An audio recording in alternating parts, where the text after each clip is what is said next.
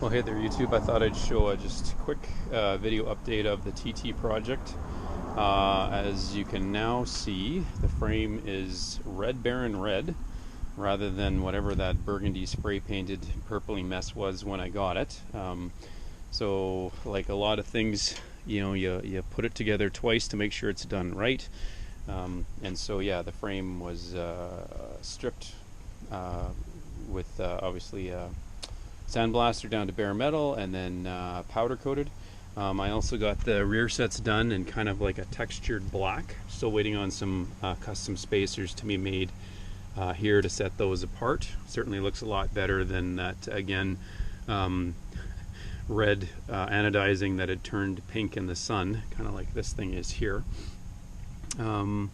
Let's see. Oh yeah, I've added this 848 oil cooler to the front. I've used the stock lines because either it's my technique or maybe the type of fittings that I'm purchasing, or maybe you just need to spend an obscene amount of money on AN fittings. But whenever I've custom made these, I think 1 out of 5 or 6 times that I've done that, I've actually got something finished that doesn't leak a bit. Usually around here or around here, because you have to get different adapters to work. So I just use the stock hoses. They've got a really neat design, double O-ring, male female fit, plus this pinch bolt here. So I think I'm going to leave it as it is.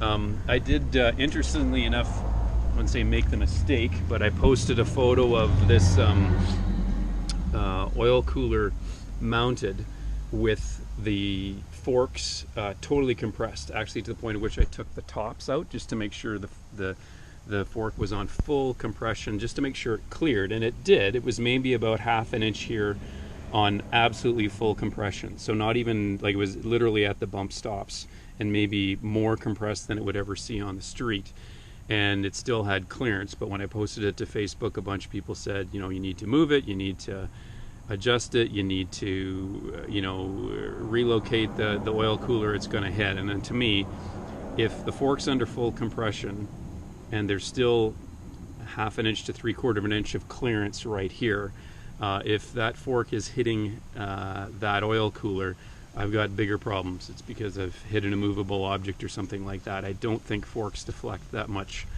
under braking, or certainly this thing will not be going fast enough and braking hard enough for the forks to deflect that much under braking. So since I've had it all put back together, I've had it back running again, but I've since taken the battery out because I'm sort of getting it into storage mode. What I will likely do is put the battery back in it, run it up to temperature, fog the engine, which is a trick I learned from Bruce Myers back in the day before you put one of these things in storage. So basically you fire some engine fogging spray, apologies for the cars in the background, engine fogging spray down the carb throats until it kind of, it'll choke it out, and then I'll dump the oil. I was thinking of putting a lightweight flywheel on it that I had bought when the original intent was this to be a track bike, and I don't think I will. I think I might sell that. It just runs and idles too nicely as it is, and definitely that's what I want this thing to do, is to be a bit docile and not ornery. It's going to be a fun little Sunday morning, almost a parade bike.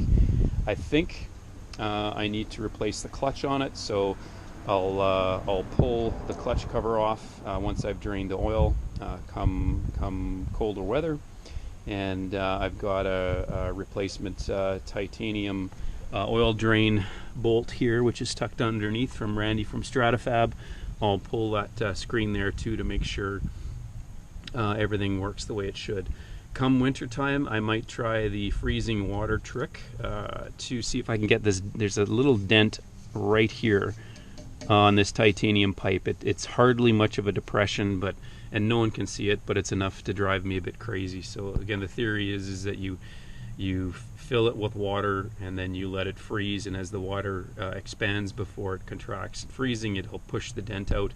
And if nothing, I'm not putting this in the freezer, I'm setting it outside on the cold Canadian prairies, so it'll go from room temperature of 20 degrees down to -40. So if that doesn't pull that dent out, I don't think anything will, and I might just leave it. Yeah, brake pads aren't in it. I've ordered a new set of EBC pads to match the rotors. I'm hoping the feel at the front brake is a bit better than it has been. It hasn't had as much bite as I thought it would be. I know the master cylinder is the right size, so it's not that. So the pads were kind of old and maybe glazed over, and maybe you can even see that the rotor might have a bit of glazing on that I can maybe break off with some sandpaper on the disc face, because again they're brand new rotors. Oh yeah, also refinished the belt covers, put them through the dishwasher. Don't tell my wife. Got them nice and clean. Sprayed them with some form. I think it's some sort of automotive paint company, but it's actually for vinyl and plastic interior trim. So inside your car, if you're refinishing a dashboard, and then shot it a bunch of times with satin clear. So that led to I think a fairly nice finish and nice and durable. So no, I'm not going to run it without the belt covers. I don't think anyone has had a situation where a rock has come up into the belts and wrecked the engine, but I just don't want to even think about that possibly happening. So the other thing too is I have decided, and you know, you can make fun of me as you will, but I have purchased a rivet-on Termignoni placard for the exhaust. None of it is Termignoni, but Termignoni sounds nice and it's Italian, and I don't like the fact that there's no logo whatsoever on the exhaust. I did email Cone Exhaust to see if they had one I could put on, either a sticker or a rivet-on plate, and they said they didn't. So I've made no bounds about it. This is the third or fourth Cone Engineering megaphone muffler or slip-on I've purchased. They're excellent stuff, and I highly recommend them. So yeah, this is where we're at. Again, really happy with how it's all turned out. Oh yeah, one other thing, I made this little carbon fiber cover here. A lot of the electrical bits are sort of a straight path for rain or moisture to get down there. Not like this is going to seal it off, but it just kind of ties up nicely if you ask me. So done. None of these are never done, but done-ish, I think. So anyway, if I do any major work on it over the winter, I'll of course post some updates. But I think it's as finished as it's going to be for the most part. So thanks for watching, and I'll post some 848 content shortly. The garage door is closed because I'm turning it into a poor man's paint booth to finish off the fairings there. So, and again, once again, thanks again for watching. If you're a subscriber, thanks for subscribing, and appreciate people following this build.